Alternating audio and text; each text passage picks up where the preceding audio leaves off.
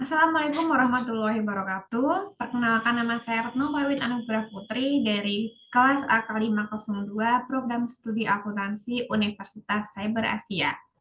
Di sini saya akan menjawab soal ujian akhir sekolah saya pada mata kuliah Teori Akuntansi pada kelas AK502 dengan dosen Ibu Yuanisa Aisyah Wanafi dan Ibu Mutiara Rizky Nurrahmi.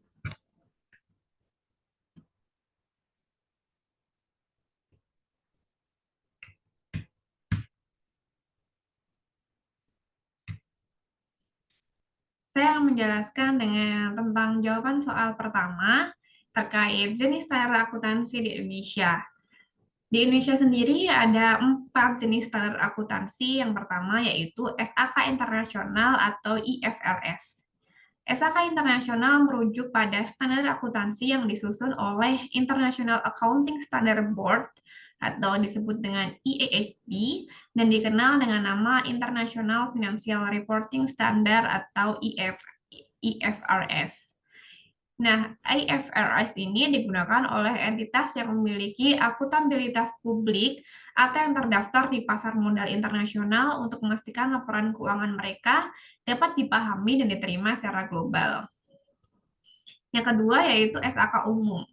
SKA umum SAK umum ini adalah standar akuntansi yang dikeluarkan oleh Ikatan Akuntan Indonesia atau IAI dan digunakan oleh entitas yang memiliki akuntabilitas publik seperti perusahaan yang terdaftar di bursa saham atau perusahaan besar lainnya yang memiliki dampak signifikan terhadap perekonomian.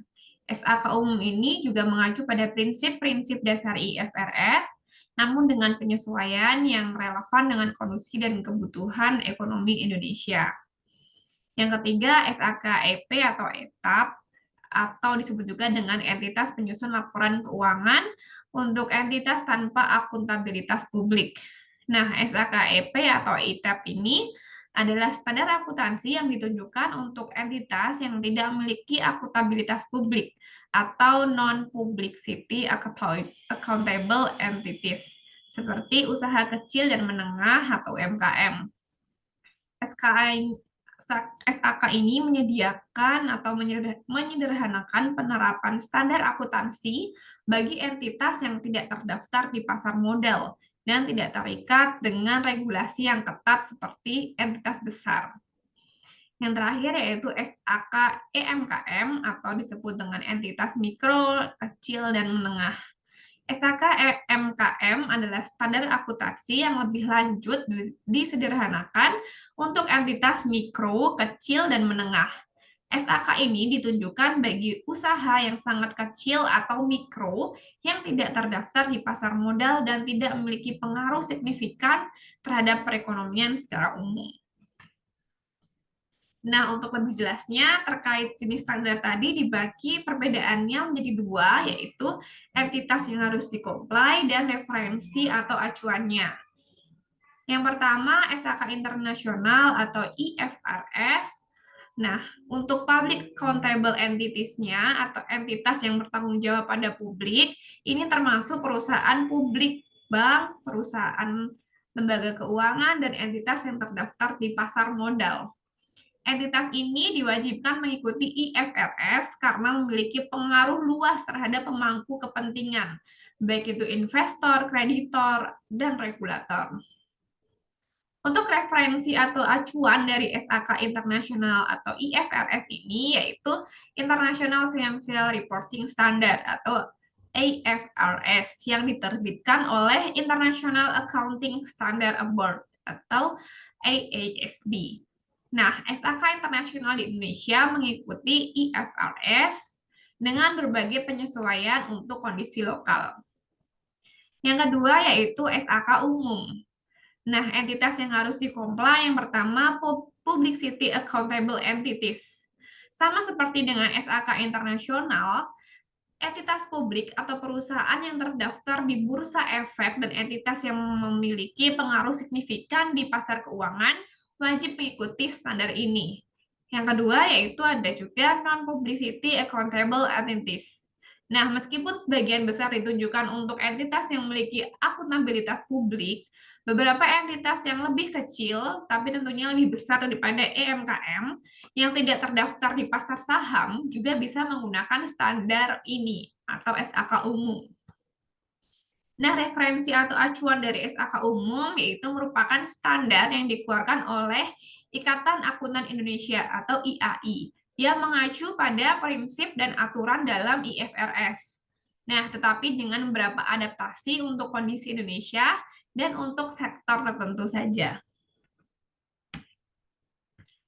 Yang ketiga yaitu SAKEP atau entitas penyusun laporan keuangan untuk entitas tanpa akuntabilitas publik atau SAK ETAP.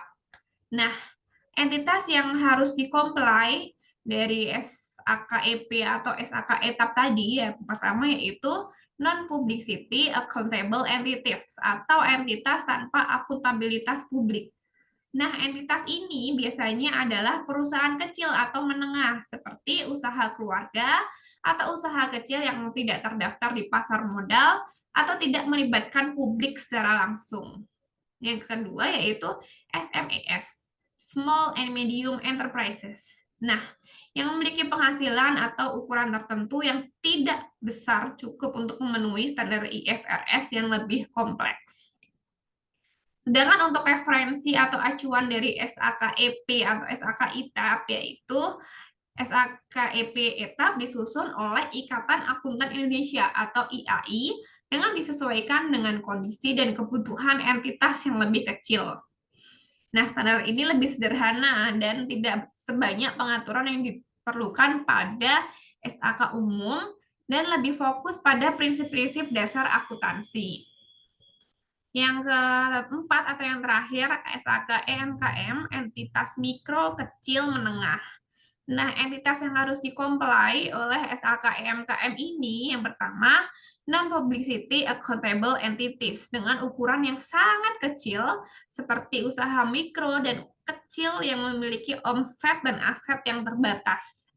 Entitas ini tidak terdaftar di pasar modal dan seringkali beroperasi pada atau dalam skala lokal atau nasional yang kecil. Yang kedua, Micro, Small, and Medium Enterprises atau EMKM. Nah, entitas mikro, kecil, dan menengah yang lebih mengarah pada bisnis yang memiliki ukuran lebih kecil dan tidak terdaftar di pasar modal atau memiliki pengaruh besar terhadap perekonomian nasional. SAKMKM disusun untuk membantu para pengusaha kecil dan menengah dalam menyusun laporan keuangan secara sederhana, tetapi tetap sesuai dengan prinsip akuntansi yang berlaku.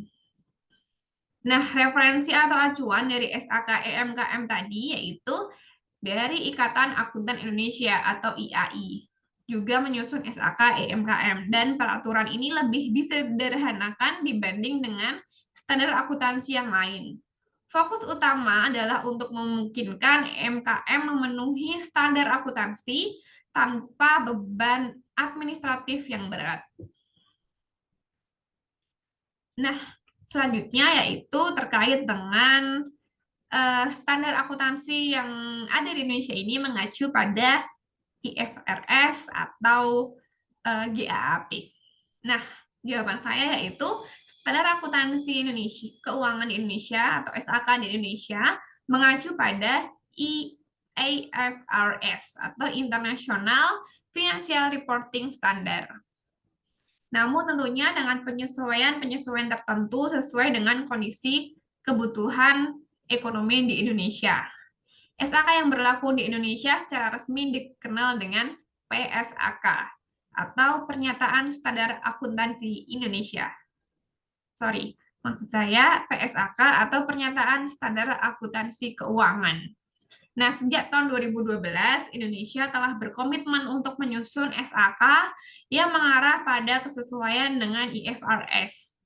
Namun, ada beberapa perbedaan dan penyesuaian yang dibuat, terutama untuk menjaga relevansi dengan hukum dan praktek bisnis lokal. Jadi, meskipun SAK Indonesia berakal dari IFRS, tapi ada beberapa perbedaan dalam implementasinya di Indonesia. Nah, pertanyaannya, mengapa bukan USGAAP? Nah, USGAAP adalah standar akuntansi yang diterapkan di Amerika Serikat yang berbeda dengan IFRS dalam berbagai hal seperti pengakuan pendapatan, pengakuan aset dan kewajiban, serta prinsip penyajian laporan keuangan. Indonesia sendiri lebih memilih untuk mengadopsi IFRS karena lebih banyak negara yang menggunakannya, serta adanya kecenderungan global untuk menuju penerimaan IFRS untuk meningkatkan keseragaman laporan keuangan internasional. Nah, untuk soal selanjutnya atau soal ketiga yaitu apakah satu standar akuntansi dapat dipraktekkan fit for all? Nah, jawaban saya, satu standar akuntansi tidak bisa diterapkan untuk semua entitas karena karakteristik dan kebutuhan entitas itu berbeda-beda.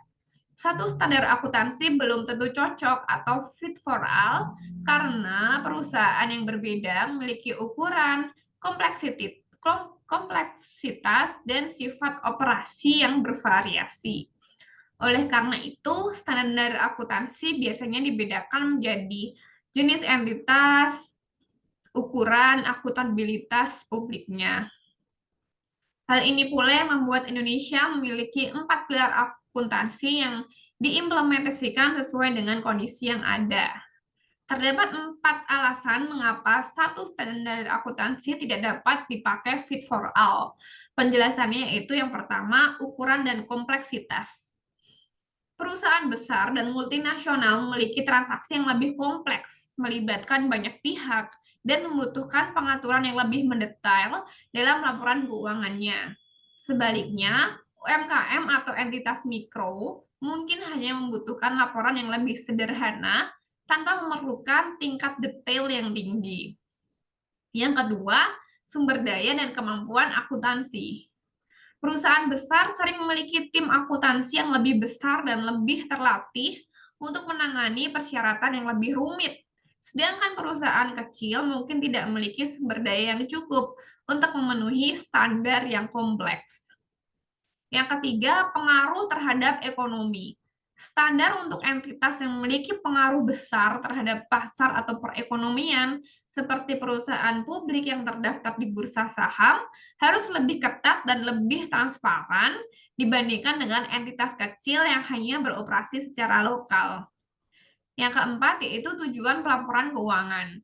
Laporan keuangan yang disusun oleh perusahaan yang lebih besar sering digunakan oleh investor dan kreditor untuk membuat keputusan investasi. Sementara laporan dari usaha kecil lebih sering digunakan untuk tujuan administrasi internal mereka atau pembiayaan lokal saja. Nah, demikian jawaban dari atau penjelasan dari soal ujian akhir semester mata kuliah teori akuntansi saya. Kurang lebihnya saya mohon maaf. Wassalamualaikum warahmatullahi wabarakatuh.